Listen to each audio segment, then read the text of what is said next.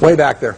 Understanding your theory that sort of a down market is good for net savers, can you sort of give us your thoughts as to where the market's going, its downward trend, and long-term profit or long-term profit for obvious? Well, I've got no idea where the market's going to go. I prefer it going down, but I haven't.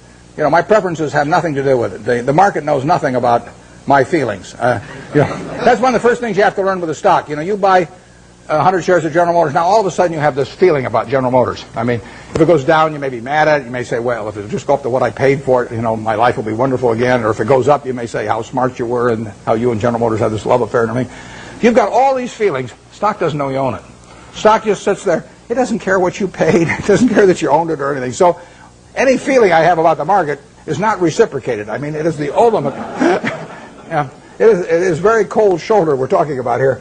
And anybody that is going to be a net saver, practically everybody in this room is more likely to be a net buyer of stocks over the next 10 years than they are a net seller. So every one of you should prefer lower prices.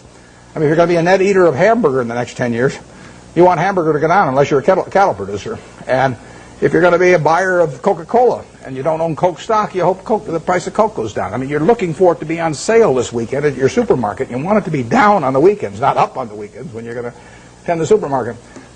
Your stock exchange is a big supermarket of companies, and you're going to be buying stocks. What do you want to have happen? You want those stocks to go down, way down.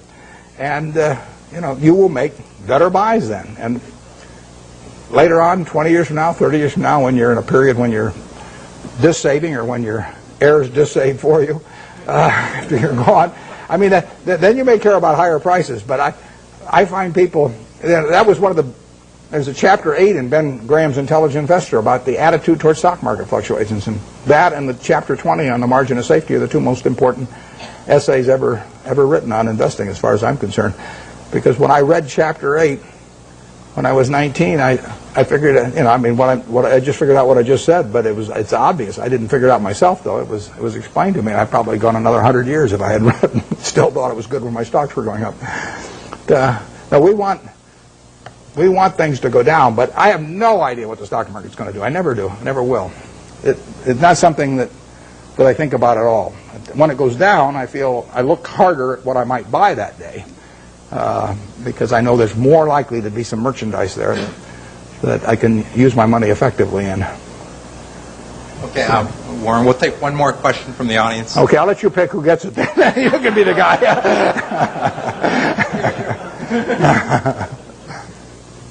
What's the question? You're right back there.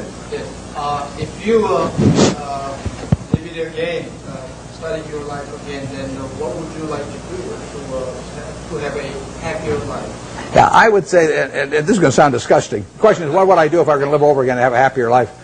The only thing I might do is select a gene pool where people live to be 120 or something that I came from.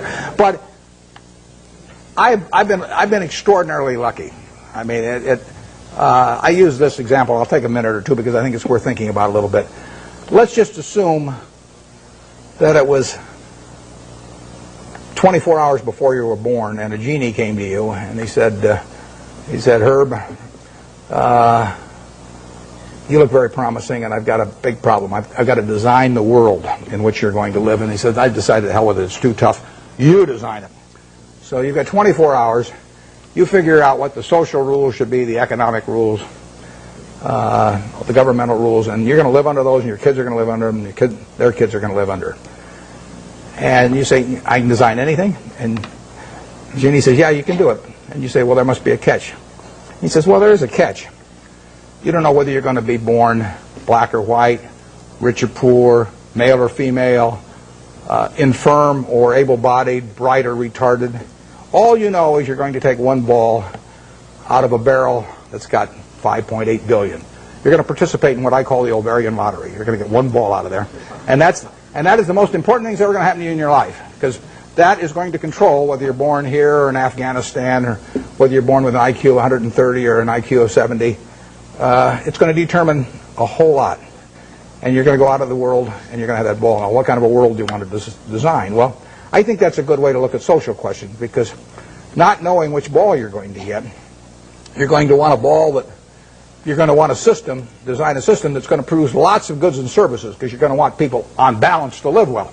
and you're going to want it that produces more and more so your kids live better than you do and your grandchildren live better than the kids. But you're also going to want a system that if it does produce lots of goods and services, does not leave behind a person that accidentally got the wrong ball and is not well wired for this particular system. See, I'm ideally wired for the system I fell into here. I mean, I came out and I got something that enables me to allocate capital. You know, nothing so wonderful about that. If all of us were stranded on a desert island, you know, we all landed there and we're never going to get off of it, the most valuable person would be the one that could raise the most rice, you know, over time. And you know, I could say, well, I can allocate capital. How about paying Neil? And you wouldn't get very excited about that. So I am in the right place. I mean, Gates says if I'd been born, you know, a few million years ago, I'd been some animal's lunch. You know, he says you can't run very fast, you can't climb trees, you can't do anything. You've just been chewed up in the first day.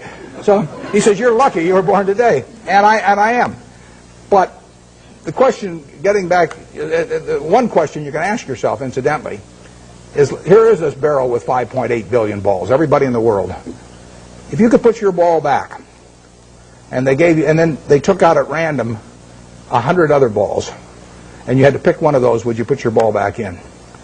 Now, those 100 balls that you're going to get out, roughly 5 of them will be American.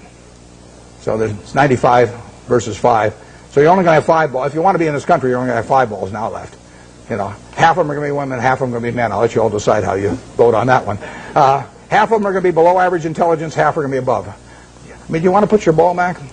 Most of you, I think, will not want to put that ball back to get 100. So what you're saying is, I'm in the luckiest 1% of the world right now, sitting in this room, top 1% of the world. Well, that's the way I feel. I mean, I've been lucky to be born where I was, because it was 50-1 against me in the United States when I was born. Lucky with parents, lucky with all kinds of things, and then lucky to be wired in a way that in a market economy pays off like crazy for me. It doesn't pay off for somebody who's absolutely as good a citizen as I am, you know, leading Boy Scout troops, teaching Sunday school, whatever, raising fine families, but he just doesn't happen to be wired in the same way I am. So I've been extremely lucky, so I would like to be lucky again.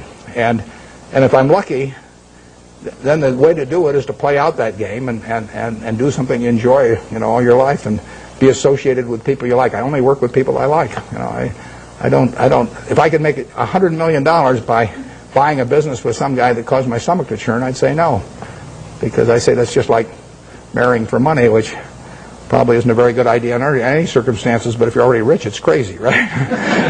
So I am not going to marry for money. So I would really do almost exactly what I've done, except I'd only got to bought the U.S. Air. Thanks.